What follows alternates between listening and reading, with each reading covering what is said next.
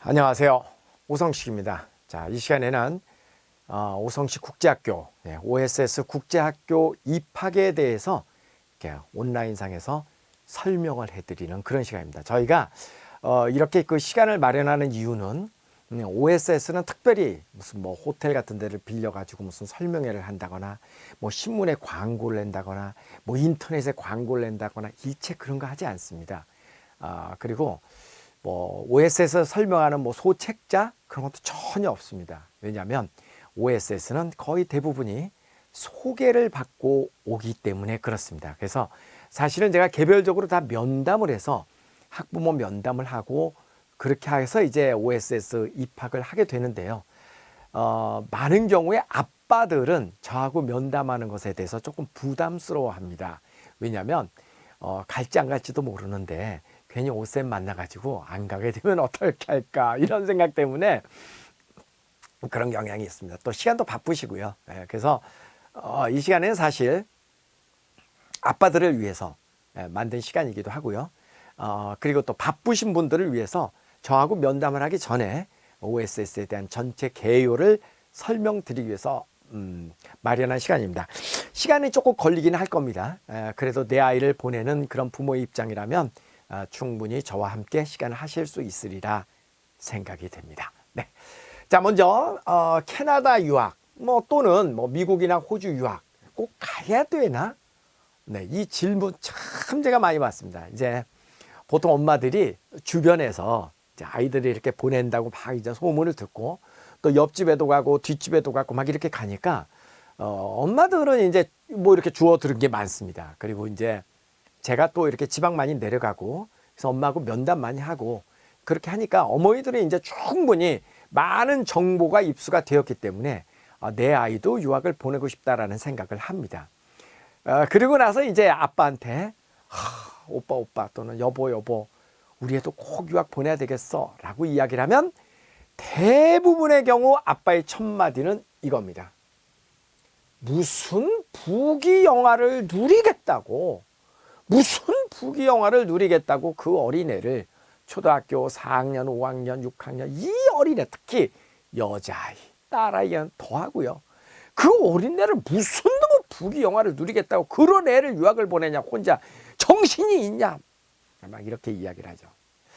근데 사실은요 엄마들도요 처음 그 아이들 뭐 옆에 엄마들이 뭐 OSS 같은데 뭐 또 다른 곳이라도 이렇게 관리형 유학이라 그래서 혼자 아이들을 유학을 보내는 경우를 접하고 나면 참 저 엄마는 정말 저렇게 안 봤는데 정말 독한 엄마네. 아니 어떻게 애를 혼자 보내지? 그렇게 안 봤는데 진짜 독하다 이런 얘기 많이 하실 겁니다. 근데 누구나 다 그렇습니다. 처음에 누구나 다 아이들을 이렇게 유학 보내는 거를 옆에서 보면은요 충격입니다. 근데 참 희한하게요. 그런 얘기 자꾸 듣고 그리고 갔다 온 아이들 보고 그러면 왜 그러지? 그리고 또 갔다 온 아이가 동생들 보내고 이런 거 보면 뭐가 있나? 선생님 이번에는 누가 가요? 그리고 명단 보여드리면 뭐 절대 반수 이상이 4학년이거든요. 그리고 막 거의 절반 이상이 여학생이거든요. 왜 그러지? 그 많은 돈을 주고 그 멀쩡한 부모들이 애를 버리는 건 아닐 텐데 왜 그러지? 뭔가 있나? 이런 생각을 하거든요. 어쨌든 캐나다 유학, 뭐 영어권 유학입니다. 뭐 미국, 영국, 캐나다 등등등등 꼭 가야만 하나. 그래서 그런 말을 들었을 때 무슨 부귀 영화를 누리겠다고 애를 보내나. 그런데 제 결론은 꼭 보내야만 합니다. 꼭 보내야만 합니다. 그래서 제가 지금부터 왜 꼭 보내야만 하는지, 보낸 사람들은 뭐가 좋아서 동생을 또 보내는지 그 얘기를 좀 할까 합니다. 너무 충격받지 마세요. 네. 자, 서양 문화가 주도하고 있는 국제화 시대. 왜 우리는 아이들을 보내야 되냐면 여러분 가만히 생각해 보세요. 지금 우리가 이 살고 있는 이 시대에 과연 한국적인 게 뭐 얼마나 있나요? 제가 입고 있는 옷도 이거 서양식 옷 아닌가요? 헤어스타일도 그렇고요. 그죠? 우리가 지금 한국적이라고 이야기할 수 있는 거는 쌀밥을 먹는다, 밥을 먹는다. 옛날만큼 뭐 밥 많이 안 먹지만 그리고 김치도 먹고 한국말을 한다. 뭐 이 정도가 이제 한국 거고요. 사실 우리 의식주를 통틀어서 보면 한옥에 사는 집도 별로 없을 거고 한복 입고 다니시는 분도 별로 없을 거고 그죠. 뭐 정치 경제 대통령제 정치 경제 뭐 주식제도 뭐 이런 모든 것들 보면 다 서양에서 온 거 아닌가요? 교육도 다 서양식 교육이고 그렇죠. 지금 우리가 이 시대를 살고 있는데 지금 우리가 살고 있는 이 시대는 서양 문화가 주도하고 있는 시대에 우리가 살고 있는 겁니다. 그렇기 때문에 우리가 서양 문화에 대한 이해를 정확하게 하고 있으면 이 동시대를 살아가기가 훨씬 쉽습니다.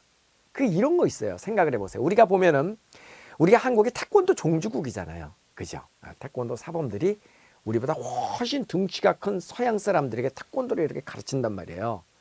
그런데도 올림픽에 나가면 우리가 최고의 열세임에도 불구하고 종주국이라는 이유로 우리가 금메달을 휩쓸죠.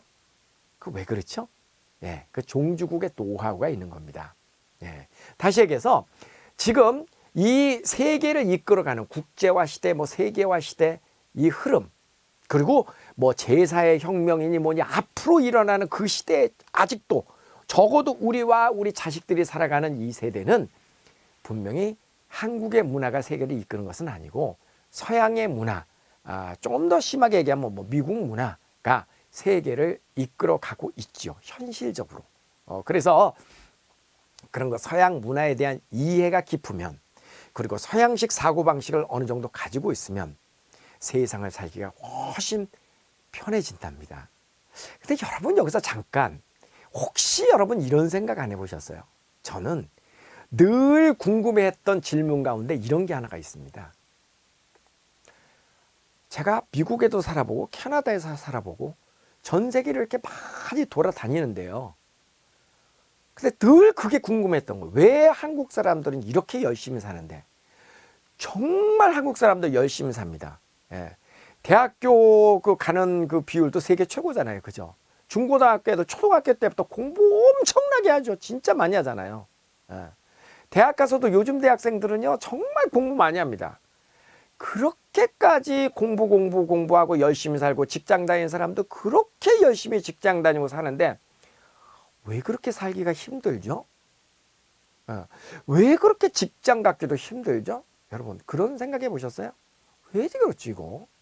그런데 미국이나 캐나다에서 이렇게 보면은요 여름 되잖아요. 그러면 막 한 달도 안 해. 2달씩 뭐 많이 들어보셨죠? 예, 막 한 달씩 막 베케이션 가고 여름에는요 막 그냥 미국 캐나다 가면 막 여름에는 아이가 그거 있잖아요 뭐 캠프 트레일러 캠핑카가 막 나라 전체가 노는 기분이에요. 그리고 평일에도 보면은요 오후 한 5시쯤 되면 캐나다 저 살 때 보면 옆집에도 보면은 그거 와갖고 잔디 깎고 그래요. 주말에 놀고. 저는 그게 너무너무 궁금한 거예요. 도대체 미국이나 캐나다 사람들은 도대체 뭘 하고 살기 때문에 저렇게 조금 일하고도 저렇게 잘 살까? 근데 왜 한국은 이렇게 열심히 일을 하고도 못 살까? 여러분 안 궁금하세요 그거? 전 그게 너무나 궁금했던 거예요. 근데 저는 이제는 그 정답을 찾아냈습니다.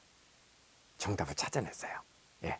정답의 힌트를 위해서 잠깐 이쪽을 좀 빌려봅니다. 자, 카메라 좀 따라와 보세요. 네. 세상을 살아가는 방법에는요 3가지의 유형이 있습니다. 세상을 살아가는 3가지 유형. 예. 첫 번째 유형, 두 번째 유형, 세 번째 유형인데요. 이거는요 누구나 다 아는 방법으로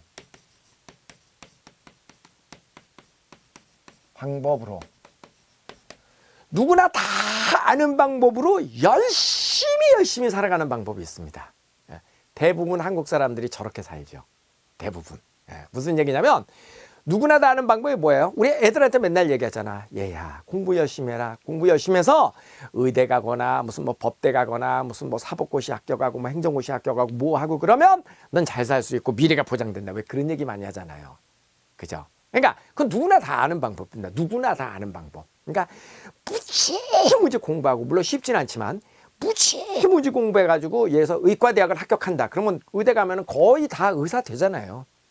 물론 의사 되고도 먹고 살기 힘들어갖고 망하는 의사도 있지만 그래도 의사 되면 요즘 돈으로 따져서 한 달에 그래도 평균 1,500만 원 이상 월급쟁이는 되잖아요. 어쨌든 그 정도는 벌잖아요.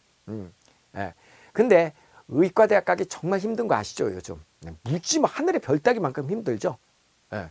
그러니까 이 얘기는 뭐냐면 누구나 다 아는 방법으로 열심히 살면, 그죠?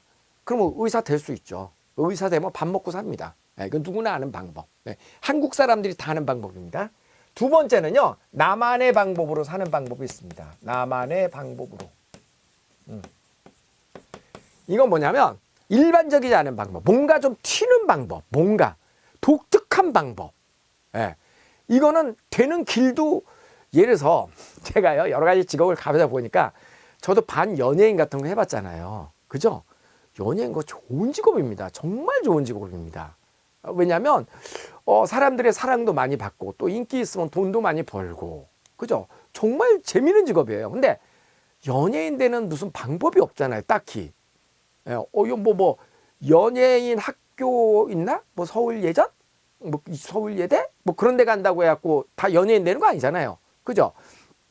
그리고 뭐 KBS 뭐 탤런트 공채 뭐 한다고 해서 다 뜨는 연예인 되는 거 아니잖아요. 예, 그러니까 뭔가의 독특한 방법으로 틈새 전략, 그죠? 예, 뭐 이렇게 가지고 무슨 방법이 있죠. 그래서 사실 오성식도 이 방법, 나만의 방법으로 직업을 개척하고 사는 사람입니다. 어쩌면, 그죠? 저도. 왜냐하면 많은 사람들이 다 무슨 교육대학교나 사범대학교 가가지고 뭐 교사 자격증 따고 뭐 박사학위 받고 그다음에 교수 되고 그렇게 해서 뭐 칠판에서 이렇게 뭐 가르치고 영어 그렇게 했는데 저는 그런 사람도 아니잖아요. 저 외대 포르투갈학과 나왔잖아요, 대학교는. 그리고 저 대학원은 미시간 주립대학교 대학원 나왔잖아요. 그리고 나서 방송에서 영어를 가르쳤잖아요. 저 교사 자격증 없습니다.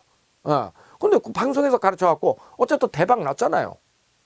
그죠? 그러니까 방법을 좀 달리하는 나만의 방식으로, 이거죠, 이거. 나만의 방식으로 사는 방법이 있고, 세 번째는 뭐냐면은 세 번째 방법은 뭐라 그럴까? 어떤 그 관계 속에서, 관계를 이용해서 살아가는 방법이 있습니다. 그러니까 관계라는 게 뭐냐면 좋은 인적 네트워크를 구성해서 정보 싸움이죠. 뭐 예를 들어서 뭐 어떤 높은 사람이 뭐 도시 계획을 하는 사람이 있다면 거기다 거기 땅 사면 올라. 뭐 이런 정보를 누군가가 준다면 거기서 사갖고 귀한 정보를 얻어갖고 뭐 이렇게 된다거나 그런 방법이 있죠. 그 다음에 뭐 그래서 사람들이 이런 거를 위해서 그런 무슨 어른들도 모임 같은 거 갖고 뭐 좋은 dek로에서 살려고 그러고 동창 따지고 뭐 그런 거 아닌가요? 예. 이게 좋은 방법은 아니고 쉬운 방법은 아니지만 분명히 이렇게 사는 방법도 있기는 있습니다. 예. 근데 우리가 많이 이야기하는 것은 사실 이 방법이에요, 이 방법. 나만의 방법으로. 예. 누구나 하는 방법으로 사는 거는 제일 누구나 방법을 다 알기 때문에 너무너무 어렵습니다. 예. 다시 이쪽으로 가볼까요? 예. 자, 그런데 이 한국 교육하고 서양 교육의 차이가 이런 겁니다. 왜 제가 서양 교육을 받아야 되냐고 이야기를 하냐면 저는 저 두 번째 방법으로 살고 있거든요. 두 번째 방법으로. 근데 저런 두 번째 방법으로 사는 게 요즘 세상에서 제일 아이디어란, 가장 권하는 방법인데 우리나라 교육을 받아가지고는 저렇게 두 번째 방법으로 살 수 있는 방법을 가르쳐 주지 않습니다. 자, 좀 더 쉽게 얘기를 해볼게요. 자, 여기 핸드폰이 있습니다. 삼성전자의 핸드폰입니다. 그러니까 우리는 이거 다 국산이라고 생각을 하죠. 한국이죠. 근데 서양 교육하고 한국 교육은 이런 차이가 있습니다. 서양은 항상 어떤 생각으로 서양 사람들은 사냐면요, 이 세상에 존재하지 않는 뭔가를 만들어내는, 나만의 독특한 생각을 창출해내는, 네, 그런 생각을 늘 가지고 삽니다. 다시 얘기해서 이거는 핸드폰이 이게 전화기가 아니라 이거는 컴퓨터 아닌가요? 전화도 물론 걸 수 있지만 손안에 컴퓨터를 들고 다니는 거잖아요. 옛날에 전화기는 뭐였어요? 그냥 이렇게 하고 여보세요, 이게 전화기였잖아요. 무선으로 전화를 건다라는 것 자체 발상도 희한했고요. 그죠? 그 다음에 옛날 뭐 벽돌같이 생긴 전화기를, 무선 전화기를 갖고 다니다가 나중에는 이렇게 스마트폰, 저 이거 스마트폰 처음 나왔을 때 이거 쓰는 사람을 제가 그때가 내 기억에 2008년도? 2007, 8년도 그때 처음 본 것 같아요. 2008년도였던 것 같다. 아이폰 1세대 나왔을 때 제 옆에는 어떤 분이 뭐 손으로 막 이러더라고요. 미친놈인 줄 알아서. 아니 핸드폰 갖고 이러더라고요. 저 사람 뭐하지? 이해가 안 갔어요. 당연히 그렇겠죠. 처음이니까. 예. 근데 지금은 뭐 이거 늘 보는 거 아니야? 예. 그랬어요. 근데 누군가가 그 큰 컴퓨터 이 안에 들어온다라는 발상 자체도 참 희한한 거죠. 그죠? 그러니까 서양 사람들은 이 세상에 존재하지 않는 그 무엇을 만들어내는 거에 익숙합니다. 예. 그래서 서양 사람들 늘 그렇게 삽니다. 그리고 서양 사람은 어떻게 하냐면, 자, 이렇게 스마트폰이라는 걸 만든 다음에 설계도까지만 딱 그리고 시제품까지만 딱 만들어내죠. 미국에서는. 그리고 다량 생산하는 것은 안 합니다. 여러분, 아이폰 미국 거죠, 최초에는. 근데 메이드 인 USA 아이폰 없습니다. 그죠? 핸드폰 미국에서 하나도 안 만듭니다. 컴퓨터도 마찬가지입니다. 컴퓨터는 미국에서 만든 거죠, 최초에. 근데 메이드 인 USA 컴퓨터 있나요? 우리가 쓰는 거 가운데? 없죠. 다 어디서 만들죠? 삼성에서 만들고, 심지어 삼성도 메이드 인 차이나, 메이드 인 말레이시아. 그렇잖아요. 핸드폰도 이게 뭐 삼성 거지만 세계 각국에서 만들잖아요. 근데 한국은 뭐를 잘하냐면요, 설계도 그려진 걸 보고 그 설계도를 그대로 구현하는 최고의 제작 기술을 가지고 있습니다. 그러니까 한국 사람들은 이미 답이 있는 거, 이미 만들어진 거, 그거를 정확하게 구현하고 제일 손솜씨 좋게 만들어내는 건 세계 최고입니다. 제조 기술 세계 최고입니다. 그런데 우리는 뭐가 부족하냐면, 이 세상에 존재하지 않는 그 무엇을 만들어낼 수 있는 능력을 갖고 있지 못합니다. 우리 문화가. 그러니까 이 스마트폰이라고 하는 개념을 만들어내고, 컴퓨터라고 하는 개념을 만들어내고, 이런 새로운 장르를 만들어내는 문화가 우리 문화에는 없습니다. 그런데 서양 문화는 그게 있습니다. 그래서 미국 사람들은 컴퓨터를 만들어내고, 그리고 컴퓨터에 그 깃발 펄럭하는 마이크로소프트의 그 윈도우가 없으면 그 컴퓨터 있으나 마나 깡통이잖아요. 그죠?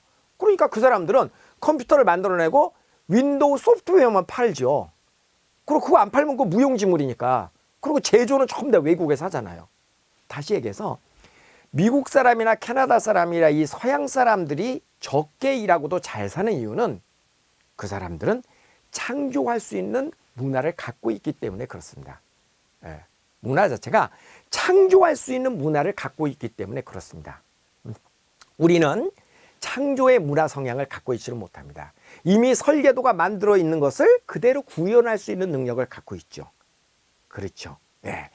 그게 바로 미국과 서양 문화와 한국 문화의 차이인데, 교육도 마찬가지예요. 서양 교육은 그렇기 때문에 답이 없는 것을 만들어내는 교육을 시킵니다. 예를 들어서, 자, 여러분, 지금 우리가 이런 거 핸드폰이라고 하는 것을 쓰고 있는데, 이거 쓰다 보니까 사람들이 막 이렇게 목도 아프고 그러니까 뭐 조금 더 좋은 그 통신 수단이 없을까요? 여러분 한번 아이디어를 내보세요. 그러면 아이들이 막, 이거 뭐 여기다가 이렇게 뭐 말로 하는 뭐 전화기 뭐 렌즈를 이렇게 하고 별의별 희한한 발상을 많이 하겠죠. 그리고 언젠가는 그게 또 현실화가 됩니다. 그냥 자기 나름대로 막 아이디어를 내갖고 그게 다른 사람들이 동조해주고 박수 쳐주고 그러면 점수를 줍니다. 근데 한국의 교육은요, 그렇게 시키지 않습니다. 한국의 교육은 답이 정해져 있는 교육입니다. 우리는 선생님이 어떤 답이 정해져 있잖아요. 그리고 그 답을 누가 제일 빨리 찾나. 그래서 쪽집게 가위 선생도 있고 공식 같은 걸 이용하고, 그 다음에 과거의 기출 문제를 보고, 이런 식으로 우리는 교육을 시키죠. 답이 정해져 있잖아요. 답이 정해져 있어. 한국의 교육은 답이 정해져 있고 그 답을 누가 빨리 찾나, 이게 우리의 교육이고요. 서양의 교육은요, 답이 정해 있지 않아요. 답을 자기가 만들어가는 교육입니다. 굉장히 큰 차이가 있습니다. 그래서 한국의 교육을 받은 아이들은요, 직장에 들어가서도 뭐를 이렇게 딱 시키면 멍합니다. 그리고 뭐라고 얘기하냐면, 저 부장님, 샘플을 하나 만들어 주세요. 즉, 시키면은 엄청 잘합니다. 시키는 거는 진짜 잘하는데 시키지 않은 것은 못합니다. 한국 교육을 받은 아이들은. 여러분 동의하시나요? 여러분 직장에 그 새로운 좋은 대학교 출신도 의미가 없습니다. 오히려 덜 좋은 학교를 나온 아이들일수록 창의력은 더 뛰어납니다. 공부를 잘하는 아이일수록 사고방식이 경직돼 가지고요, 시키는 건 아주 잘하는데 시키지를 않은 거를 알아서 하는 거는 오히려 더 못합니다. 그런 차이가 있어요. 그래서 서양 교육을 받은 아이들은 서양 문화가 주도하고 있는 국제화 시대의 주인공이 되고, 제가 아까 얘기했던 제2의 방식으로 살아가는 그런 무기를 갖게 되는 겁니다. 제가 서양 교육을 받았기 때문에 남다른 머리가 있습니다. 그러니까 한국 사람들이 일반적으로 갖고 있지 못한 머리를 저는 갖고 있거든요. 예. 그러니까 예전에는 약간 그 흔한 말로 똘끼 있는 사람으로 통했는데요. 지금은요, 굉장히 창의력이 좋은 사람으로 통합니다. 그래서 저는 훨씬 살기가 쉽습니다. 그런 교육적 바탕을 갖고 있고 언어가 되는 사람이기 때문에. 그렇죠? 예. 그래서 이거 정말 중요합니다. 그 다음에 이제 영어가 이제 언어잖아요. 예. 영어는 이런 거 서양 문화를 대변하는 하나의 도구잖아요. 그죠? 그리고 영어를 잘하는 사람은 서양 문화에 대한 이해도 굉장히 높습니다. 그리고 사고 체계도 어느 정도는 서양식 그 사고 체계를 어느 정도 가지고 있습니다. 그런데 이런 언어라고 하는 거, 영어는요, 한국어도 마찬가지예요. 언어는 일정한 나이가 되면은 정말 배우는 게 힘들 뿐만 아니라 거의 불가능해집니다. 키 크는 거하고 똑같아요. 키 크는 거하고 똑같아서 어렸을 때는 거의 스폰지처럼 밥만 먹으면 애들 키가 크잖아요. 그러니까 어렸을 때는 스폰지처럼 영어가 되는데 키가 다 큰 아이들 대학교 때 가면은요, 영어 안 됩니다. 영어 안 됩니다. 어떤 차이가 있냐면 어른이 돼 갖고 영어를 배우면은요, 되기는 돼요. 되기는 되는데 매우 힘들고, 그 다음에 배우고 나도 계속 해주지 않으면 까먹습니다. 자꾸. 그러니까 어른이 돼서 운동하는 것과 똑같아요. 제가 운동하면 아무래도 유연성은 좀 낮아지겠죠. 근육도 좀 생기죠. 근데 운동 안 하면 다 풀리고 원위치 됩니다. 영어도 그래요. 그런데 어렸을 때 운동하면 어떻게 돼요? 키도 크잖아요. 뼈가 자라잖아요. 뼈가 자란 거는 다시 줄지 않잖아요. 그거하고 똑같은 논리예요. 어렸을 때 영어를 배우면은 한 번 익힌 영어는 어디 안 갑니다. 참고로 미국이나 캐나다에서 한 1년, 1년 반 정도 있다가 들어오잖아요. 그러면 평생 영어로부터 해방이 됩니다. 안 믿어지시죠? 영어로부터 해방이 됩니다. 근데 이게 언제 때 가야만 이게 가능하냐면 인생의 한정판이에요. 초등학교 때. 그것도 4학년을 기준으로 해서 제일 빠를 때. 이때 갔다 와야만 효과가 100% 납니다. 나이가 들면 들수록 조금 불리해집니다. 고등학교 이후에 가면은 거의 불가능합니다. 뭐가 불가능하냐면 유창하게 영어하는 게 불가능하다는 얘기예요. 어른이 되면 안 됩니다. 안 됩니다. 그러니까 이게 어렸을 때만 되는 한정판이거든요. 그러니까 이제 조금 이해가 가시나요? 무슨 부귀 영화를 누리겠다고 어린애를 그렇게 보내는 게 아닙니다. 그게 아닙니다. 그러면 영어를 이렇게 어렸을 때 이렇게 보내고 나면 어떤 이득을 얻냐면요. 우선 영어로부터 자유로워지고요. 그리고 또 참고로 말씀드리면요. 이제는 대학 입시에서 영어의 비중은 굉장히 낮습니다. 그러니까 영어를 잘한다고 해서 그 아이에게 특별한 가산점을 줄 수가 없습니다. 왜 그런지 아세요? 영어에 가산점을 주게 되면 돈 있는 사람을 우대하는 정책이 됩니다. 확실히 영어는 돈입니다. 정말 미안합니다. 이런 얘기하기. 그런데 어떤 어린아이가 영어 하는 거 이렇게 착 들으면 좀 심하게 얘기하면 아빠의 연봉이 저는 귀에 들립니다. 너무 슬프죠. 돈이 없으면 현실적으로 쉽지 않은 과목이 영어입니다. 그래서 어떤 정권이 들어와도 영어에 가산점을 주는 거는 불가능합니다. 앞으로는. 절대 안 됩니다. 그러면 돈 있는 사람만 좋은 대학 간다라는 얘기를 들을 수밖에 없기 때문에 절대 그거 할 수 없습니다. 그러나 영어 중요하잖아요. 그죠? 그래서 영어는 이거는 나이가 생명이고 또 이런 어떤 우리가 세상을 살아가는데 이런 어떤 그 생각의 사고의 전환, 언어라는 무기 이런 걸 갖기 위해서는 절대적으로 어렸을 때 보내야만 된다는 거예요. 그리고 또 어렸을 때 이렇게 가는 방법이 여러 가지가 있는데 이제 그 다음에 가장 안 좋은 유학 형태에 대해서 한번 설명을 하자면 이제 그러니까 이런 거 일단은 첫째는 어떤 경우에도 우리 아이가 여러분의 아이가 지금 4학년 그러니까 4학년 이하의 어린 아이면은 지금부터 준비를 하시면 되고요. 그다음에 4학년 이상의 아이라면 지금부터 최대한 빠른 시간 내에 최소 1년. 그래서 1년 반이 가장 좋은 시간이고요. 그 시간 정도를 보냈다가 들어오면은 평생 영어로부터 해방이 되면서 100년 시대인데요. 100년 세대인데. 그리고 어떤 분 이런 분이 계셔요. 그 영어 안 해도 사는데 지장 없어요. 그건 맞습니다. 영어 안 해도 사는데 지장이 없습니다. 단지 삶의 질이 달라질 뿐이죠. 여러분 운전 못해도 가고 싶은데 다 갑니다. 버스 타고 가고 기차 타고 가고 얼마든지 갑니다. 근데 뭐가 불편하죠? 가고 싶을 때 내 맘대로 못 가죠.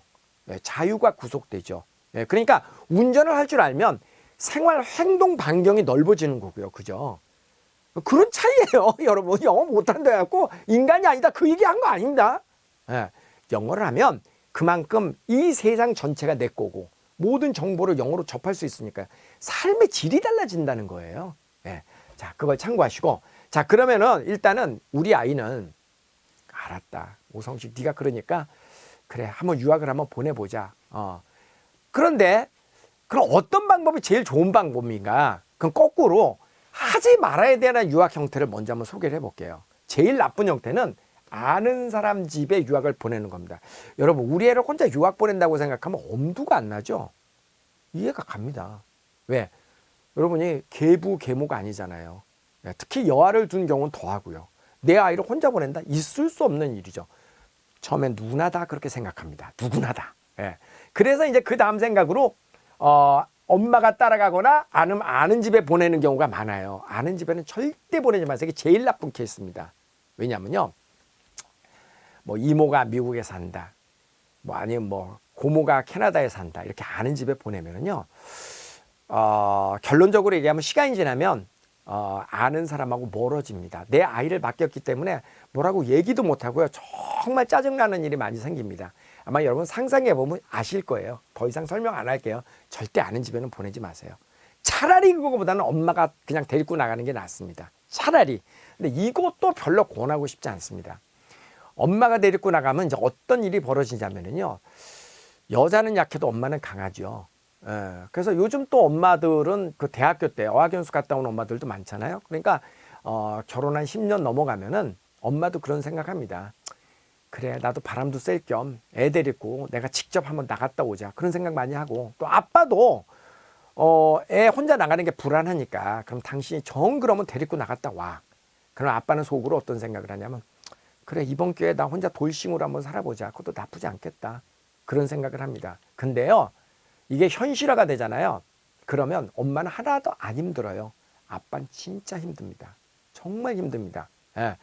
절대 해서는 안 되는 일이 이 기러기 일인데요. 이거요, 제가 아마 그 동영상 가운데 그 기러기 유학에 대해서 제가 그 동영상 강좌를 한 게 있습니다. 그 구체적인 거는 이제 거기를 참고하시기 바랍니다. 어쨌든 이거 좋은 방법이 아니고요.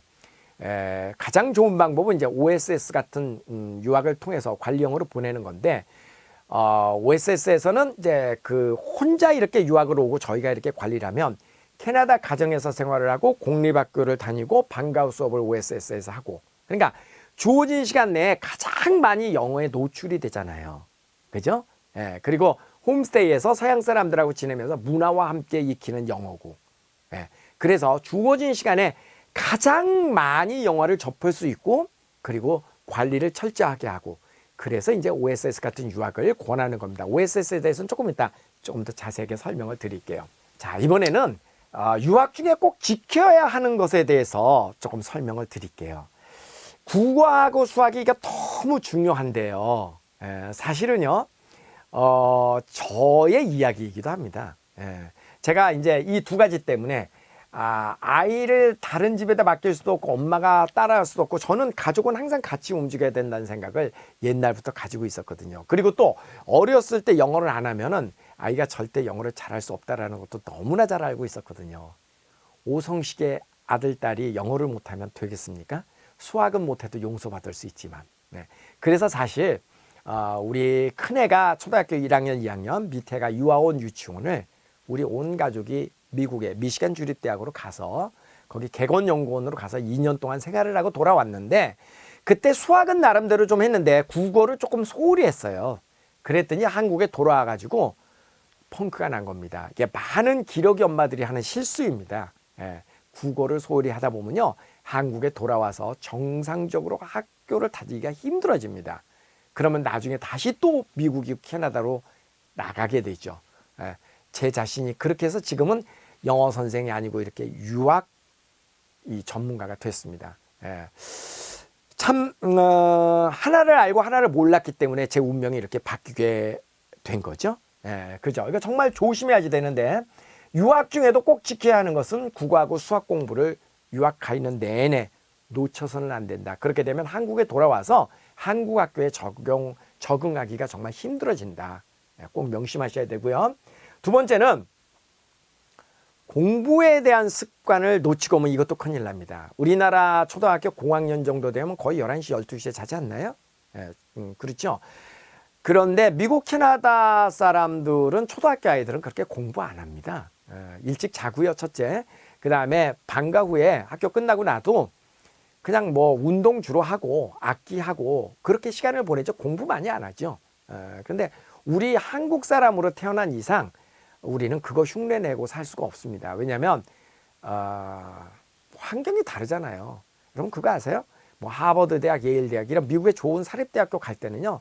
사립대학이 아니라 국립대학도 그렇습니다. 주립대학도 쿼터가 있습니다. 인종별 쿼터가. 예를 들어서 백인이 100점의 점수를 갖고 있는 대학이라면, 갈 수 있는 대학이라면 한국 사람이나 중국 사람들은 한 120점 정도를 맞아야 그 학교에 입학이 됩니다. 흑인들은 거꾸로 95점만 맞아도 입학이 됩니다.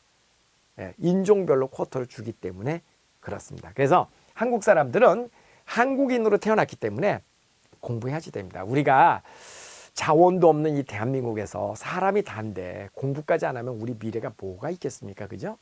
그래서 유학 가 있는 동안에도 공부를 빡세게 하고 와야지 됩니다. 공부하는 습관 놓치면 큰일 난다. 자, 그 다음에 미국 유학과 캐나다 유학의 차이점에 대해서 잠깐 설명을 드릴게요.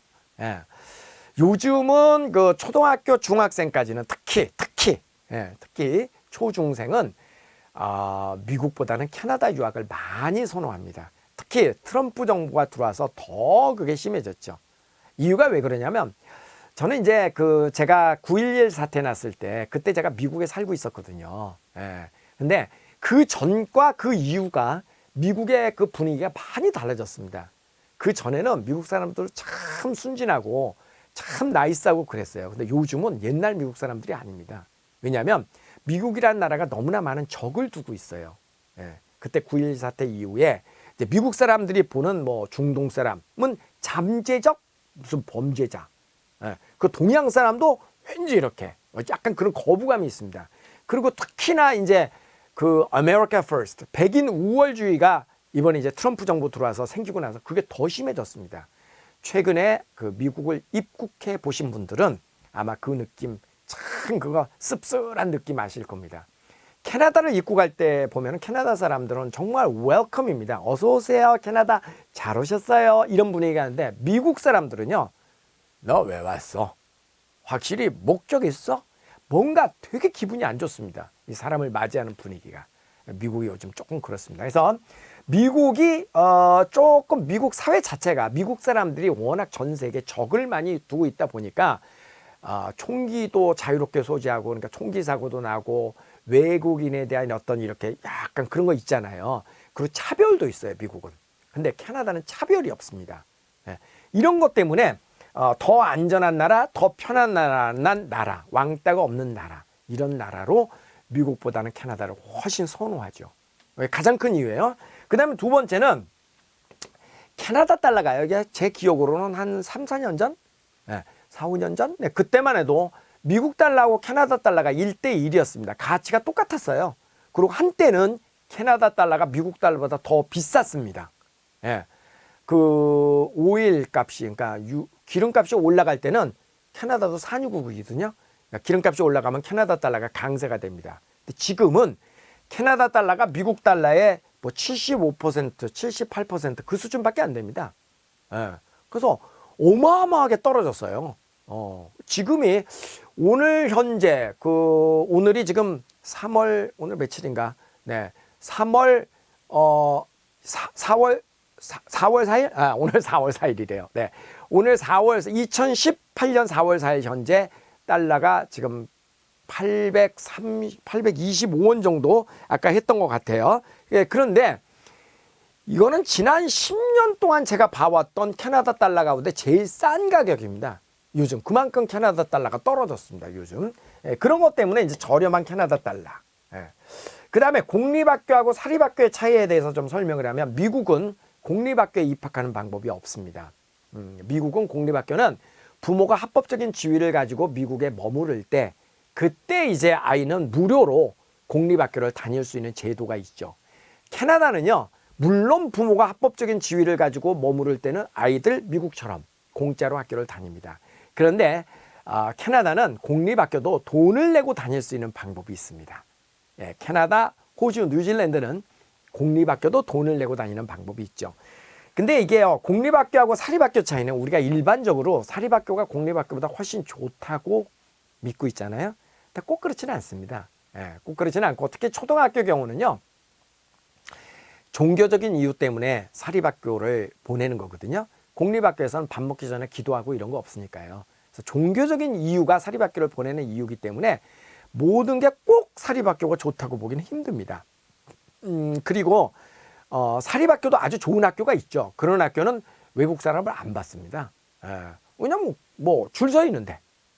그런 이유가 있습니다. 그래서 공립학교가 꼭 사립학교보다 나쁜 건 아니다. 그건 그렇게 이해하시는 게 옳습니다. 자, 그러면 이번에는 OSS에 대한 이야기를 한번 해보겠습니다. OSS 국제학교. OSS는 오성식의 약자입니다. 그래서 오성식 국제학교. 이게 이제 OSS 국제학교는요, 방과 후 학교를 이야기하는 겁니다. 그래서 OSS는요, 기본적으로 귀국하고 난 다음에 한국 학교에 적응을 위한 프리미엄 프로그램입니다. 정말 제가 운영하고 있는 OSS의 운영 방침은요, 이런 겁니다. 정말 최고의 환경에서 아이들에게 일단 첫째, 안전 제일. 안전이 제일 중요하잖아요. 모든 부모가 자기 자식을 이렇게 외국에 보낼 때 안전보다 더 중요한 게 뭐가 있겠습니까? 그렇죠? 신체적 안정, 그 다음에 정서적 안정. 제일 중요한 거죠. 안전과 안정, 제일 중요한 거죠. 그 다음에 최고의 영어 환경을 제공해 주자. 최고의 영어 환경이라고 하는 건 뭐예요? 항상 영어로 이야기하고 가장 그 주어진 시간 내에 가장 영어에 몰입할 수 있는 환경을 만들어 주자. 그게 이제 두 번째 목표고, 세 번째는 다양한 체험 학습을 통해서 아이들에게 다양한 경험의 세계를 열어주자. 이게 이제 OSS의 운영 방침입니다. 그리고 저는 제가 살아가는 방식이요, 저는 최고주의입니다. OSS는 최고주의다. 저는 정말 어떻게 태어난 인생인데 정말 최고로 살고 싶거든요. 제 자신이. 정말 제 자신이 최고로 살고 싶습니다. 그럼 어떻게 하면 최고로 살죠? 뭐 일단 열심히 살아야죠. 열심히 살고 모든 걸 최고로 하면 최고로 사는 거죠. 그러기 위해서는 최고의 학부모가 최고, 하여간 저는 최고주의입니다. 네, 우리가 흔히 이런 거 있잖아요. 뭐 샤넬이라고 하는 가방이 있고 그냥 일반 가방이 있다. 그러면 샤넬이라고 하는 가방을 드는 분에게 샤넬은 왜 이렇게 비싸요? 라고 이야기를 하면 뭐라고 얘기를 해요? 뭐라고 얘기를 해요? 어떤 분이 만약에 다른 그냥 일반 가방을 있는데 나는 그 샤넬 그까짓 게 뭐라고 그렇게 비싸? 야, 내 가방이 뭐 돈이 세니 뭐가 세니? 그건 그냥 사치야. 그렇게 이해할 수 있죠. 이해할 수 있죠. 근데 샤넬 가방을 갖고 있는 사람은요, 나름대로 이유가 있습니다. 이유가 있습니다. 근데 그거 설명하기 힘듭니다. 샤넬 가방이요, 가성비 없습니다. 가격 대비로 만든 제품 아니잖아요. 최고주의죠. 우리가 이런 거 있잖아요. 똑같은 물건을 사는데요. 똑같은 물건이에요. 어떤 물건이 15,000원인데 신세계 백화점에서 15,000원이에요. 같은 계열사인 이마트에서는 이게 똑같은 게 13,000원일 수도 있어요. 이게 이마트에서. 이거는 신세계 백화점에서. 그 다음에 재래시장 가면은요, 이게 만 원일 수도 있어요. 이게 똑같은 물건인데도 그럴 수 있어요. 그러면 재래시장에서 10,000원에 사는 사람은 이렇게 얘기할 거야. 정신 나간 사람들이라고. 그럴 수 있어요. 그리고 이마트에 사는 사람들은 여기 사람들이 또 정신 나간 사람이라고 얘기할 수도 있어요. 어쩌면. 똑같은 물건인데 그걸 왜 거기서 15,000원 주고 사니?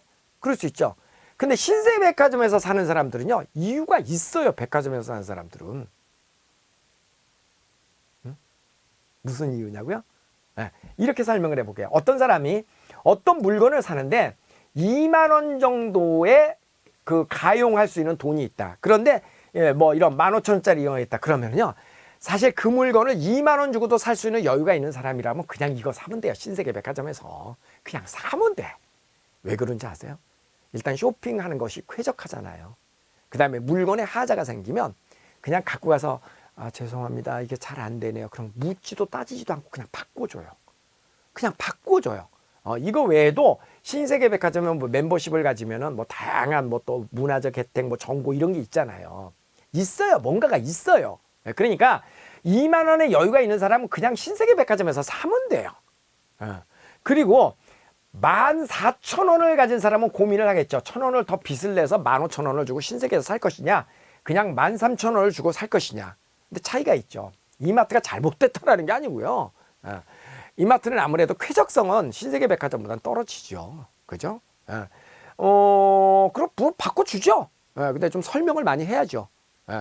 뭐, 그리고 포장지 같은 것도 여기는 예쁘게 포장해줘. 여기 그렇지는 않죠. 뭐 그런 거 등등 있잖아요.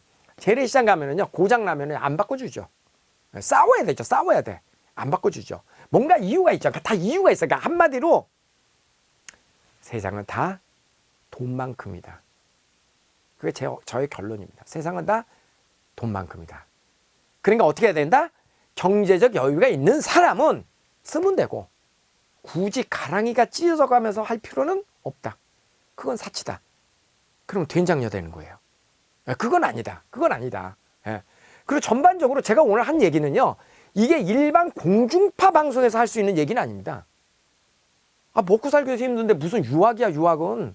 그렇잖아요. 그런데 경제적으로 여유 있는 사람은 유학을 보내야 된다는 게 저희 주장이에요. 왜? 그런 사람들이 더 크게 돼갖고 끌어줘야지, 우리 백성들을. 그런 거 아니에요? 그러니까 일반인들에게 적용되는 얘기는 아닙니다. 제 얘기는. 그러니까 어떤 분들은 뭐 이런 거 있잖아요. 뭐 필리핀에 가면은 1대1로 인건비가 싸니까 선생님이 자기 능력에 맞게 1대1로 지도한다, 뭐 한다, 이런 얘기도 있잖아요. 또 중국에 가면 중국 국제학교를 가면 중국어도 배우고 영어도 배운다, 이런 거 있잖아요. 다 맞는 얘기인데요. 결국은 돈만큼입니다. 그러니까 미국이나 캐나다로 유학을 보내는 사람들은 사실 호주, 뉴질랜드 안 보냅니다. 필리핀 안 보냅니다. 그리고 이렇게 그 캐나다나 미국을 보내는 분한테 뭐 이렇게 뭐 그냥 뭐 필리핀 이렇게 얘기를 하면요, 아, 네, 그러고 맙니다. 그 샤넬 가방을 갖고 있는 사람한테 아유, 또리 엄마, 그 비싼 샤넬 가방을 왜 샀어? 내 가방도 돈 안 세. 내 가방도 좋아. 그거 사치야. 그렇게 얘기하면 샤넬 가방 가진 사람은 뭐라고 얘기해요? 아, 네. 아, 그럼요. 그러고 말죠. 왜냐하면 거기다가 뭐라고 얘기할 수가 없어요. 본래요, 못 가진 사람은 뭐든지 이야기할 수 있는 자유가 있습니다. 그렇잖아요. 키 크고 잘생긴 사람은 아니, 저처럼 키가 작고 그저 그렇게 생긴 사람은 별의별 얘기 다 해야 돼. 아이 참, 야, 키 큰 사람 싱거워. 그 키 크면 어디다 쓰냐? 키 작으니까 뭐 좋더라 뭐. 무슨 얘기를 해도 못 가진 사람은 비난받지 않아요. 근데 가진 사람은 말 함부로 하면 안 됩니다. 키 크고 잘생긴 사람이 나는 왜 사람들이 키가 작은지 이해할 수가 없어. 어떻게 살지? 키가 작은 사람은 살기 힘들겠다. 큰일 납니다. 그런 얘기했다가. 그러니까 뭐든지 많이 가진 사람은 자유가 없습니다. 조심해야지 됩니다. 그런데 그 다음 얘기 안 해도 되겠죠. 어쨌든 자, OSS는 최고의 프로그램을 지향하는 곳입니다. 자, 그러면 이제 조금 더 설명을 드리죠. 안전 제일. 부모가 제일 중요하게 생각하는 것은 안전이죠. 특히나 초등학교 아이들, 중학교 아이들, 이 아이들을 한참 폭풍 성장 중인 아이이기 때문에 먹는 거를 너무너무 잘 먹여야지 된다는 게 모든 부모의 공통적인 관심사입니다. 그죠? 성장기 아이들에게 매일 그래서 한국 음식으로 식사를 제공합니다. 여기서 잠깐. 처음에 OSS는요, 이렇게 저녁 식사를 제공하지 않았어요. 그럼 어떻게 했느냐? 저녁에 6시 반에 이제 프로그램이 끝나고 나면은 홈에 가서 홈 가족들하고 저녁을 먹으라고 그랬어요. 어떤 생각으로 그렇게 했냐면, 홈 가족들하고 저녁 식사를 하면서 서양 음식도 다양하게 맛보고, 그것도 문화고요. 그죠? 문화 체험이고. 그리고 홈 가족들하고 이런저런 이야기를 하면서 영어도 많이 늘고, 그죠? 홈에 대한 이해도 깊어지고, 하여간 이 얼마나 좋은 체험입니까? 그죠? 그런데 이론과 실제가 다르더라고요. 이론과 실제가. 어떻게 다르냐면, 실제로 10명 가운데 홈에 가가지고 저녁에 같이 식사를 하면서 오손 도손 가족과 이런저런 이야기를 나누는 집이 10집 가운데 2집밖에 안 되더라고요. 그럼 나머지 8집은 어떻게 하냐? 홈에 가면은 밥을 주긴 줍니다. 냉장고에서 꺼내가지고 전자리에 이제 데펴서 먹어. 그럼 혼자 먹습니다. 왜 그런 일이 생기냐고요? 여러 가지 이유가 있는데 특히 밴쿠버는요. 토론토하고 3시간의 시차가 생깁니다. 그러니까 토론토가 경제, 문화, 정치의 모든 것의 중심지잖아요. 그러니까 아침 9시면 밴쿠버는 새벽 6시거든요. 그러니까 밴쿠버는 아침이 일찍 시작이 됩니다. 그러니까 저녁도 일찍 끝납니다. 그래서 6시 전에 저녁 식사를 대부분 마칩니다. 놀랍죠? 그리고 9시면 잡니다. 거기다 3시간 더 해봐요. 자정이잖아요. 그러니까 새벽에 일찍 깨고 일찍 출근하는 집이 많아요. 그리고 아침, 그러니까 저녁도 일찍 먹고 잡니다. 그러니까 이제 그런 일이 생기는 거예요. 그래서 야, 이게 이론과 실제가 다르구나. 그래서 우리가 저녁 식사를 한국 음식으로 매일 무한 리필, 무한 리필을 주는데 제가 장담하건대 저녁 식사 진짜 OSS에서 잘 나옵니다. 다양하게. 그리고 우리는 모든 재료를 최대한 오르가닉으로 준비를 합니다. 계란도 그렇고 고기도 그렇고 뭐 최대한 우유도 전부 다 오르가닉으로 최고의 제품만을 사용을 합니다. 그래서 이렇게 먹는 거를 정말 우리는 신경을 쓴다. 그 다음에 두 번째는 정서적 안정을 위해 토요일, 일요일도 관리를 한다. OSS는 1년 내내 돌아가는 프로그램입니다. 1년 내내. 이것도 또 이론과 실제가 다른 겁니다.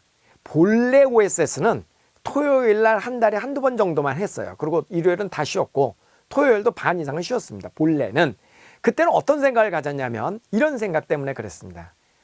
노는 그 공휴일은 홈 가족들하고 같이 있으면서 홈 가족들하고 이렇게 유대관계도 갖고 그리고 또 그렇게 생활을 하면서 얻어지는 문화의 이해, 영어도 늘고 같이 놀러도 다니고 서양 음식도 또 다양하게 맛보고 그러라고 그랬는데요. 막상 해보니까 그게 그렇지 않더라고요. 이론과 실제가 또 다르더라고요. 그럼 실제는 어떠냐? 토요일 날이요. 이제 그 대부분이 부부가 일을 하잖아요. 그러면 이제 부모들도 일을 하니까 엄마도 그렇고 주말이 되면 피곤하잖아요. 그것도 집안일도 많잖아요. 그러니까 애들끼리 놀아라 이러고 이제 집안일하고 엄마도 쉬고 이러죠. 우리가 기대하는 건 뭐였냐면요. 주말 되면 아이들 데리고 어디 여행도 가고 이러기를 바라죠. 여러분 집에 만약에 말레이시아 같은 데서 여러분의 아이 초등학교 아이가 한 1년 정도 와 있다고 생각해 보세요. 한국어도 배우고 한국 문화를 이해하기 위해서. 그럼 아마 말레이시아에서 보낸 그 부모는 그렇게 생각할 거요. 거기도 그 한국 그 드라마 나오잖아요. 우리 애가 이번 주는 경주에 가겠다. 다음 주는 롯데월드 가나? 그 다음 주는 어디 갈까? 매주 어디 가는 줄 알 거예요. 여러분 애들 데리고 매주 어디 갑니까? 아니 한 달에 한 번은 꼬박꼬박 갑니까? 아니죠. 그렇잖아요. 그러니까 캐나다 사람들도 그래요. 특히 겨울이 되면은요. 11월서부터 한 5월까지는 비가 오거든요. 계속. 그리고 겨울에는 4시 반 정도 되면 꼼꼼해요. 그러니까 비도 오고 꼼꼼한데 해는 금방 떨어지고 애들끼리 있어봐요. 그럼 뭐 하겠어요? 남자애들은 맨날 컴퓨터 게임하고 뭐 하가 놀다가 치고받고 주먹질은 안 하지만 맨날 싸우고 징징대고 엄마한테 전화하고 비일비재하게 그런 일이 일어납니다. 그래서 OSS에서는 한 4년 전부터 그래 선생님들이 좀 힘들더라도 아이들을 지키자. 그래서 토요일 일요일 프로그램을 운영을 합니다. 그래서 먼저 토요일의 경우에는요. 격주 토요일 편의상 첫 번째 세 번째 토요일은 야외 활동을 갑니다. 뭐 야외 활동이라고 하는 거는 여 밑에 있네. 조금 이따가 설명을 드릴게요. 그러면 조금 이따 설명을 드리겠습니다. 자, 정서적 안정을 위해서 토요일 일요일도 관리를 한다. 어떻게 관리하느냐 조금 이따 설명드릴게요. 그 다음에 또 최고의 소통 채널을 OSS는 가지고 있습니다. OSS가 가장 자랑하는 것 중에 하나가 바로 이겁니다. 최고의 소통. 그러니까 OSS는 이제 학부형들하고 이제 카톡도 하고 그다음 뭐 밴드도 하고 뭐 별의별 걸 다 하는데 보세요. 제가요. 이게 잘 보이는지 모르겠다. 제가 밴드를 이게 스튜디오에서 이게 빨리 열리지가 않대. 열렸다. 제가 밴드를 한 120개 이상을 합니다. 이게 다 보이나요? 개개인별로 한 명 한 명 밴드가 다 있습니다. 이렇게. 애들 한 명 한 명. 그러니까 이렇게 밴드를 통해서도 아이들의 소식을 캐나다에서 매일 이렇게 넣어주고요. 소식을 이렇게 알 수가 있습니다. 그냥 또 하나는 카톡을 통해서 매일 이제 아이들이 이제 식사를 한다. 그러면은 지금 여기도 지금 많이 와 있어요. 자, 한번 볼까요? 자, 재학생 학부모방 이렇게 이제 카톡이 있잖아요. 이거 오늘 온 겁니다. 조금 아까 이게 보입니까? 예, 보면은 오늘의 이렇게 식사 장면, 오늘의 메뉴가 딱 뜨고 오늘은 이제 이런 메뉴입니다. 그리고 저녁 메뉴, 식사 메뉴가 딱 이거 어디야? 이거 한참이네. 이거 뭐야 이거? 이렇게 딱 메뉴가 뜨면 오늘의 메뉴가 뜨고 그다음에 여기서 이제 아이들을 이렇게 매일매일 사진으로 올려줍니다. 그러면 학부모들이 오늘은 어땠구나 그러고 한마디씩 또 이렇게 합니다. 예. 다시 얘기해서 매일매일 아이들의 소식이 전해집니다. 근데 가끔은요, 이제 이런 이야기를 합니다. 보통 이제 유학원 같은 경우는 무소식이 희소식입니다. 아이들 잘 있을 겁니다. 근데 저희는 그렇게 생각하지 않습니다. 예. 무소식이 희소식인데 아이가 유학을 끝나고 돌아와서 어땠어? 그랬어. 엄마 되게 힘들었어. 뭐가 힘들었어? 이러고 저러고 힘들었는데 엄마 선생님이 참으래. 나 다시는 안 갈 거야. 만약에 그럼 어떻게 할 거예요? 이미 다 끝났는데. 그렇죠. 저는 무소식이 희소식이라는데 동의하지 않습니다. 요즘같이 좋은 세상에 요즘같이 인터넷이 발달돼서 항상 이렇게 대화할 수 있고 볼 수 있는데 그래서 여러분은 이제 OSS에 보내면은요 카톡도 매일 오고 개별적인 밴드도 운영하고 또 처음에 갔을 때는 생방송으로 아프리카 TV 생방송으로 저희가 중계방송을 합니다. 그럼 부모님이 막 댓글을 씁니다. 그렇게 해서 하고 그 다음에 또 학부모 모임도 많이 합니다. 이게 보면은 저희가 이제 이 밴드가 여러 개 있는데 그 중에서 무슨 뭐 패밀리 밴드도 있고 예비 학부모 밴드도 있고 그래요. 그래 밴드에 들어가면은 부모님들이 그 전부 다 익명이 아니라 실명으로 이렇게 밴드를 가입하게 돼 있어요. 여기가 지금 스튜디오 아니라서 빨리빨리 안 튼다. OSS 패밀리 밴드잖아요. 그 여기가 이제 캐나다의 소식이 매일매일 전해지는 곳인데 이렇게 뜨면 예를 들어서 뭐 한채 이거 뭐야 이렇게 변지원팜 그 예비 학부모인데 예비 학부모는 전화번호를 안 분들이 가끔 계십니다. 이게 실제로 우리 조서연맘 뭐 이렇게 뜨면 전화번호가 다 이렇게 들어가게 돼 있습니다. 이게 전화번호가 다 뜨잖아요. 그래서 우리는 익명으로 가입이 안 됩니다. 실명으로. 그래서 밴드에 들어오시면 재학생, 졸업생, 예비 학부모님들이 전부 전화번호가 공개되어 있습니다. 익명 가입은 안 됩니다. 그렇게 해서 실명으로 누구든지 대화를 할 수 있게 그렇게 만들어 놨습니다. 공개적으로 운영을 합니다. 그러니까 가입은 비공개지만 일단 OSS에 이렇게 들어오신 분들은 그 내부에서 운영 자체는 전부 다 실명으로 그렇게 한다 해서 학부모 모임도 매우 자주 우리가 전국 모임을 합니다. 그래서 안전제일, 신체적 안정과 정서적 안정을 위해서 이런 소통의 많은 채널을 가지고 있다. 그래서 걱정 안 하셔도 된다 이런 얘기입니다. 결론적으로. 그 다음에 두 번째는 최고의 영어 환경. 우리가 사실 유학 보내는 가장 큰 이유는 영어 때문에 보내는 거잖아요. 그죠? 그러니까 최고의 영어 환경은 뭐예요? 주어진 시간에 가장 많이 듣고 가장 많이 말하고 가장 많이 쓰고 가장 많이 읽고 쓰고 읽고 말하고 듣고 이 네 가지가 언어 기능이잖아요. 그죠? 그러니까 그걸 하는 겁니다. 그래서 OSS 아이들은 캐나다 가정에서 홈스테이를 하고 캐나다 공립학교를 다니고 방과 후에도 영어로만 이야기를 합니다. 그러니까 하루 종일 영어 속에서만 삽니다. 이해되셨나요? 자, 그러면 OSS의 하루는 어떻게 되는지 하루 일정을 좀 소개를 드릴게요. 먼저 각각의 홈스테이에서 아이들은 캐나다 가정에 머무는데요. 아침 7시쯤 보통 일어납니다. 아침에 7시에 일어나서 아침 식사를 하고 홈 엄마가 도시락을 싸줍니다. 캐나다는 급식 시설이 없습니다. 공립학교건 사립학교건 간에. 그래서 도시락을 꼭 싸가지고 갑니다. 그래서 학교에 등교는 8시 20분에 등교를 합니다. 8시 20분까지 등교를 하고요. 이때는 혼자 가는 게 아니고 반드시 홈 부모가 아이를 데려다 줍니다. 학교까지. 그리고 이때서부터 오후 2시 20분까지 학교 생활을 합니다. 그럼 2시 20분에 끝나면은 OSS 차가 학교 앞에 기다리고 있다가 그 아이들을 실어서 OSS로 모이게 됩니다. OSS로 이렇게 모이는데 현재 메이플리치하고 이제 델타 두 군데 캠퍼스가 있는데 메이플리치 경우를 예를 들자면 10개 학교에 우리 아이들이 배정이 되어서 다니고 있습니다. 참고로 미국이나 캐나다는요 학교가 전부 다 미니스쿨입니다. 무슨 얘기냐면 한 학년당 2개 반밖에 없습니다. 모든 학교는 한 학년당 2개 학급, 그리고 한 학급은 평균 25명 정도의 학생이 있고요. 그 25명 가운데 한 2명 정도가 한국 애들이 배정이 되어 있습니다. 그러니까 한 학년당 최대 4명의 한국 애가 있을 수가 있겠죠. 한 학교에. 그래서 이렇게 10개 학교에 지금은 배정을 하고 있습니다. 그러니까 그 10개 학교하고 세컨더리 스쿨하고 우리가 지금 12개 학교에 아이들을 배정하고 있는데 학교가 끝나면 아이들을 데리러 갑니다. 데리러 가서 이렇게 데리고 옵니다. 예. 그렇게 갖고 이렇게 모이면은 대충 2시 40분에서 2시 50분 사이가 됩니다. 그러면 3시에서부터 4시까지는 매일 국어하고 수학을 합니다. 예. 매일 국어하고 수학을 해요. 국어하고 수학은 어떻게 하느냐 하는 것은 또 배드에 가면 또 설명이 되어 있으니까 오늘은 개요만 설명을 드릴게요. 그 다음에 4시부터 4시 반까지는요. 담임 선생님 시간입니다.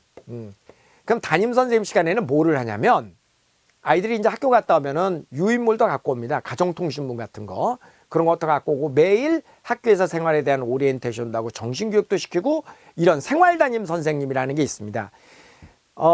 거기 선생님들은요, 우리는요, 생활담임 선생님이 계시고요. 생활담임 선생님은 부모의 역할을 하는 선생님입니다. 그 다음에 국어 선생님, 수학 선생님, 영어 선생님이 계시죠. 국어 수학 선생님은 한국 분이시고 한국 국어와 한국 수학을 하는 겁니다. 왜? 한국에 나중에 돌아와서 펑크나지 않게 하는 거고, 영어 선생님은 전원이 캐나다 선생님입니다. 원어민 선생님입니다. 그 다음에 4시 반부터 6시 반까지, 6시 반까지는 영어 시간입니다. 수학하고 영어는요, 학년별로 수업하지 않습니다. 레벨별로. 자기 레벨별로 수업을 합니다. 생활담임 선생님은 최대 1명의 선생님이 10명의 학생을 관리합니다. 예. 그러니까 생활담임 선생님은 뭐 학과목을 지도하는 선생님이 아닙니다. 예. 그냥 아이의 건강관리, 학교 생활은 잘하고 있는지, 그 다음에 홈에서의 생활은 잘하고 있는지 이런 걸 늘 아이들하고 이렇게 마주치면서 매일매일 확인하면서 무슨 일이 생기면 홈에도 연락하고 또 한국 엄마한테도 연락하고 제일 중요한 선생님입니다. 예. 이게 이제 생활 선생님이고 10명당 1명, 영어 선생님은 클래스당 7명이 최대 인원입니다. 이렇게 해서 이제 레벨별로 영어 수업을 합니다. 6시 반부터 7시 10분까지는 저녁 식사 시간입니다. 앞에서 제가 얘기했죠. 저녁을 이렇게 먹는다고. 그 다음에 7시 10분이 되면 홈 부모가 아이들을 데리러 OSS에 옵니다. 참고로 여기 OSS라고 하는 거는요, 길거리에 있는 학원이 아니고요. 캐나다 공립학교를 우리가 빌려서 씁니다. 그 교육청에서 이렇게 허락을 해줘서. 그러니까 이제 그 공립학교, 정확하게는 이제 메이플리치 같은 경우는 페어뷰 엘리멘터리 스쿨에서 보이는데요. 페어뷰 초등학교에 우리 아이들도 다니고요. 그 아이들이 학교를 이제 파하고 나면은 2시 20분에 파하고 나면 학교가 비잖아요. 그 빈 공간을 이용해서 우리가 거기서 방과후 수업을 하는 겁니다. 그러니까 겨울에 비가 오고 그러면 그 학교 체육관 시설도 이용하고 또 이제 틈틈이 노는 시간에는 밖에 운동장에 나가서 뛰기도 하고 그렇습니다. 네. 자, 이렇게 해서 이제 하루가 마감이 되면 집에 가면은 8시쯤이 됩니다. 7시 10분에 끝나니까 빨리 가는 애는 7시 반, 늦어도 8시에는 집에 가면 집에 가서 이제 밥은 먹었지 참. 샤워하고 잘 준비하고 그리고 내일의 플래너 일정을 자기가 적고 홈 리딩 책 읽고 또 숙제하고 그리고 9시쯤 보통 잡니다. 초등학생의 경우. 중고생들은 이거보다 1시간 더 수업을 합니다. 그래서 8시 10분에 끝납니다. 중고생들은. 그러면 집에 가면 거의 9시 가까이 됩니다. 중고생들은 뭐 밤에 몇 시에 자도 뭐라고 안 합니다. 중고생들은 다 컸기 때문에. 근데 초등학생은 9시 전에는 보통 다 재웁니다. 자, 그 다음에 이게 이제 OSS의 일정을 소개해 드렸고요. 토요일 일정은 조금 이따 소개를 드릴게요. 일단은 월요일부터 금요일까지의 일정만 소개를 드렸습니다. 그 다음에 최고의 영어 환경을 위해서 독서의 생활화. 여러분, 엄마가 보통 애들을 데리고 나가서 이렇게 기러기 생활을 하다 보면요. 아이들이 한 1년 정도 지나도 입으로 하는 생활 영어 정도만 늡니다. 근데 영어를 진짜 잘하려면요. 엄청난 독서량이 필요합니다. 독서량이 뒷받침이 안 되면 어휘력에 한계가 있거든요. 그리고 글도 굉장히 많이 써야만 합니다. 예. 또 글도 뭐 본인들이 자료를 찾아갖고 쓰고 이런 연습을 해야만 합니다. 예. 그리고 말도요. 그냥 생활영어 말고 정식으로 이렇게 스피치하는 연습이 되게 중요하거든요. 그래서 OSS에서는 이런 걸 다 합니다. 유심히 이제 앞으로 보실 때 OSS 아이들을 소개한 동영상, 그냥 평상시에 동영상을 유심히 보고 있으면 아이들 손에는 항상 책이 있답니다. 영어책. OSS에서는 손에서 영어책이 떨어지면 엄청나게 혼냅니다. 예, 반드시 아이들은 항상 수영장을 가건 야외 활동을 가건 손에는 책이 있어야만 됩니다. 그게 OSS의 룰이거든요. 그 다음에 또 하나는 OSS에 처음에 오면 한 열흘 정도는 한국말을 할 수 있게 해줍니다. 그 이후에는 only English입니다. 오로지 영어로만 이야기하고 삽니다. 진짜 아이들이 영어만 합니다. 안 믿어지시죠? 정말 영어만 하고 삽니다. 한 2달 정도 지나면요, 영어를 더 편하게 생각합니다. 물론 한국말보다 영어를 잘한다는 이야기는 아닙니다. 콩글리시도 꽤 있죠. 그럼에도 불구하고 영어를 더 편하게 생각합니다. 예, 영어로만 생활을 하니까. 홈에 가서도 영어, 학교에서도 영어, 방과후 시간에도 영어, 그러니까 오로지 영어만 하니까 영어가 더 편해진다, 그런 얘기입니다. 예, 그러니까 완전한 영어 환경에서 사니까 그 주어진 시간에 엄마가 데리고 갔다거나 아니면 친척집에 맡긴 아이보다 영어가 훨씬 많이 느는 겁니다. 네, 이게 우리가 OSS의 최고의 영어 환경입니다. 네. OSS 텔레비전 프로그램도 우리가 이제 만드는데요. 유튜브 같은 데서 찾아보시면 있을 겁니다. 그리고 이제 우리가 OSS 이렇게 상담을 마치신 부모는 저희가 예비 학부모 밴드 그리고 OSS 패밀리 밴드에 초대를 드리거든요. 거기 보면 이제 이런 제가 설명한 모든 것들을 동영상으로 직접 캐나다에서 찍은 동영상을 많이 직접 보실 수가 있습니다. 자, 이번에는 다양한 체험학습에 대한 OSS 프로그램을 소개해 드립니다. 이게 토요일 활동인데요. 토요일은 격주 토요일로 야외 활동을 갑니다. 뭐 편의상 첫째, 셋째 토요일이라고 그러죠. 그럼 이 첫째, 셋째 토요일을 이용해서 토요일에는 뭐 겨울에는 스노우 튜빙, 그러니까 눈썰매죠, 쉽게 얘기하면. 그다음 워터파크도 가고 과학관도 가고 컬링도 하고 암벽 타기도 하고 뭐 이거 외에도 뭐 굉장히 많은 체험학습이 준비되어 있습니다. 이런 체험학습을 하고요. 또 1년에 3번은 1박 2일로 캠핑도 합니다. 우리가 힐링 캠프라고 부르거든요. 그 다음에 2박 3일로 미국 시애틀로 수학여행도 갑니다. 이건 봄에 갑니다. 이것뿐이냐, 또 1년을 마감하는 지점에서는 보통 미국 유니버설 스튜디오, 디즈니랜드 이쪽으로 4박 5일 정도 우리가 졸업여행도 갑니다. 어마어마하게 다양한 야외 활동이 준비되어 있습니다. 그 다음에 또 여름에는 우리가 2, 3일 정도 승마 캠프도 합니다. 말 타는 거. 그것도 지도를 합니다. 또 초청 강사 특강도 매달 한 번씩 진행을 합니다. 그래서 뭐 연희 마틴, 한국 교포로서 미국의 캐나다의 상원 의원이거든요. 그런 초청 강사 특강, 그리고 다양한 직업군에 있는 그 강사들을 초청해서 아이들에게 새로운 꿈과 미래의 다양한 직업을 소개하는 초청 강사 특강. 그리고 격주 토요일은요, 여기는 이제 우리가 첫째, 셋째 토요일은 야외 활동을 하고 둘째, 넷째 또 토요일은 도서관에서 모두 만납니다. 그래서 아침 10시서부터 오후 4시까지 도서관에서 공부도 하고, 근데 이 도서관 수업은요, 이게 강제는 아닙니다. 홈 생활이 심심한 아이들만 나와라. 근데 아이러니하게도 대부분 나옵니다. 그 얘기는 뭐예요? 그만큼 주말이 심심하다라는 이야기입니다. 애나 어른들에게나 미국, 캐나다, 호주, 뉴질랜드 이 서양 사회의 주말은 참 심심합니다. 많은 경우에 그렇습니다. 네. 그리고 이제 일요일 같은 경우에는 여기 지금 토요일만 되어 있는데 일요일은 뭐를 하냐면요. 우리가 격주 일요일로 스포츠 활동을 합니다. 그래서 오후 1시부터 오후 4시까지 이제 우리 스포츠 강사를 고용을 해서 다양한 과목을 공부합니다. 그리고 수영을 또 합니다. 그리고 이제 일요일은 머리 자르러 가기, 쇼핑하러 가기 이러면서 이제 아이들하고 또 일요일을 보내고, 일요일에 공식적으로 2번 일요일은 아무 활동도 안 하고 OS에서 쉽니다. 그러나 그거는 아이들이 공식적으로 쉬는 거고 선생님들은 다 나옵니다.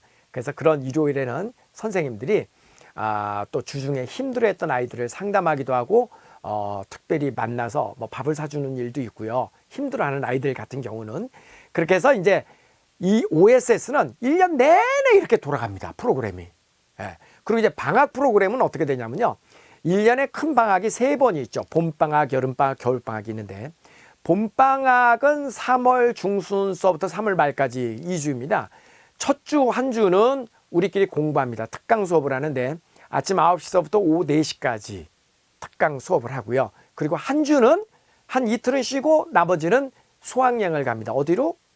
시애틀로. 그래서 봄방학 때는 시애틀 가는 수학여행 프로그램이 있고, 여름방학은요, 우리가 6월 말부터 6월 말이 이제 한 학기가 끝나고 7월, 8월은 방학입니다. 그런데 7월 달까지는요, 이때까지는 우리가 OSS 방학 특강을 합니다. 여름방학 특강. 그래서 굉장히 사실은 방학 특강 되게 빡셉니다. 방학 특강을 아침 9시부터 오후 4시까지 하고요. 그 다음에 7월 말부터 8월 15일까지 대충 요 15일은 진짜 방학입니다. 이때는 방학입니다. 그래서 요 기간을 이용해서 한국에서 부모들이 캐나다를 방문해서 아이들하고 여행을 가기도 합니다. 그리고 여름에 출국해서 여름에 끝나는 1년짜리 프로그램일 경우에는 이 방학을 거치지 않고 요때 한국으로 들어오는 시기가 됩니다. 그 다음에 이제 겨울방학이 하나 남아있죠. 겨울방학은 12월 20일경서부터 1월 한 2일까지. 그때가 겨울방학 한 2주인데요. 요 겨울방학 때도 한 주는 우리가 수업을 하고요. 한 주는 홈 가져가고 보내는데, 그 홈 가져가고 보내는 한 주가 그때가 이제 크리스마스 시즌이기 때문에 1년 중에 제일 바쁠 때입니다. 그래서 우리가 이제 그 홈스테이를 하면은 그 가족의 일원이 되는 거거든요, 우리가. 그래서 정말 바쁜 시간을 보낸답니다. 제일 바쁠 때예요. 자, 이렇게 해서 이제 아이들은 보내는데, 이제 이게 OSS 프로그램을 지금 전반적으로 소개를 드린 거고요. 그리고 뭐 여러분 질문이 무지무지하게 많습니다. 제가 이제 학부모들하고 면담을 해보면 질문이 무지무지하게 많은데, 사실은요, 우리 홈페이지라든가 그 다음에 밴드에 들어오면은 거의 대부분 여러분이 궁금한 것들이 다 소개가 되어 있습니다. 그래도 궁금한 거는 또 저에게 또 우리 상담 선생님한테 물어봐 주시면 다 답을 드릴 건데요.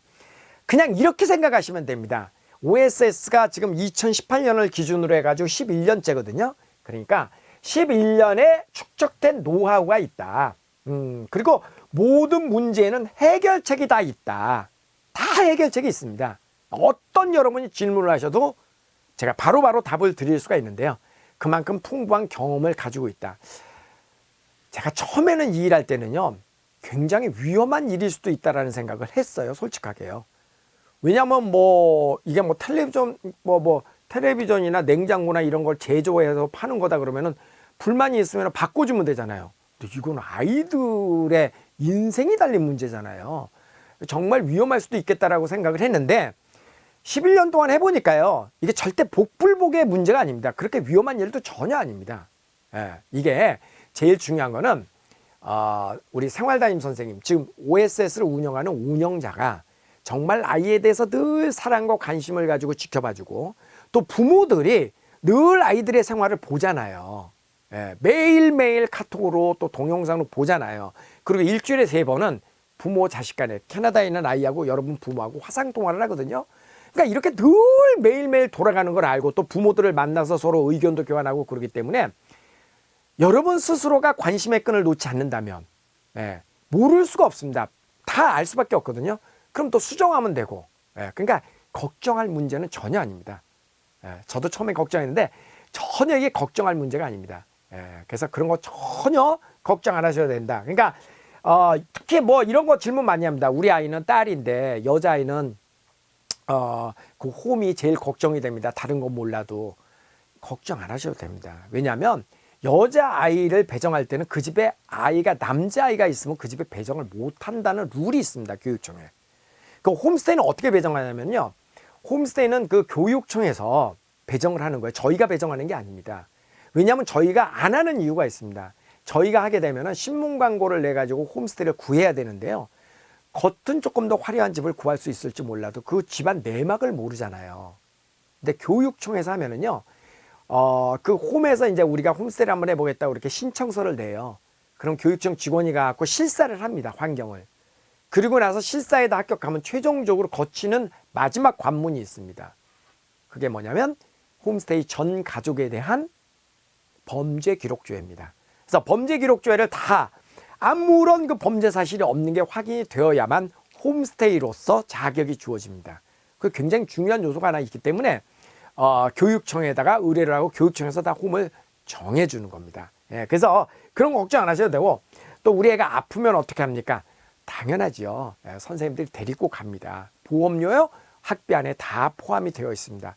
캐나다는요, 의료보험, 병원은 보험이 들어있으면 다 공짜입니다. 예, 수술비, 그 다음 뭐 입원료 다 공짜입니다. 예, 약값은 보험에 포함되어 있지 않습니다. 근데 약값 얼마 안 하죠. 기타 등등 여러분이 묻고 싶은 거 진짜 많을 겁니다. 근데 한마디로 얘기하면 걱정 안 하셔도 됩니다. 다 해결책을 가지고 있습니다. 걱정 안 하셔도 됩니다. 자, 지금은요, OSS가 워낙 이제 인기가 좋아서요. 그리고 캐나다에 자리가 별로 없어서 2년 전부터 예비 등록이 가능합니다. 그러니까 여러분의 아이가 지금 초등학교 2학년이라면 지금부터 예비 등록을 하실 수가 있습니다. 예비 등록은 돈을 많이 내고 등록하는 게 아닙니다. 그냥 조금만, 계약금 정도만 일부 내고 미리 등록을 해 놓는 겁니다.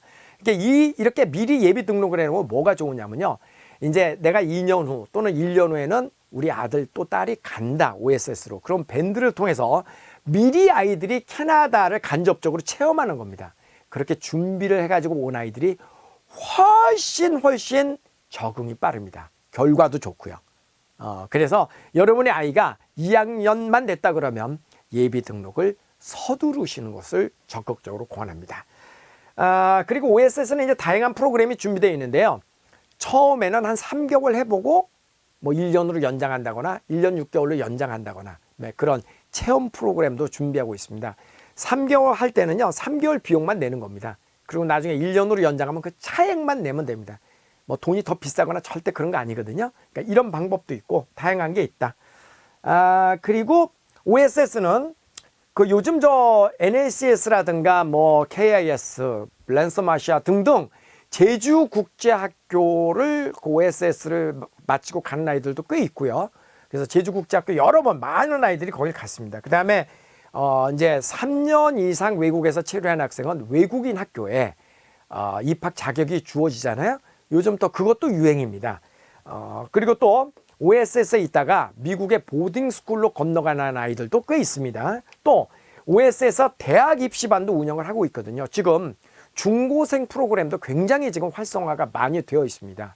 그리고 특히나 중학교 1학년들이 요즘 자유학년제가 되면서부터 중학교 1학년들의 유학생들이 굉장히 많이 늘어나고 있습니다.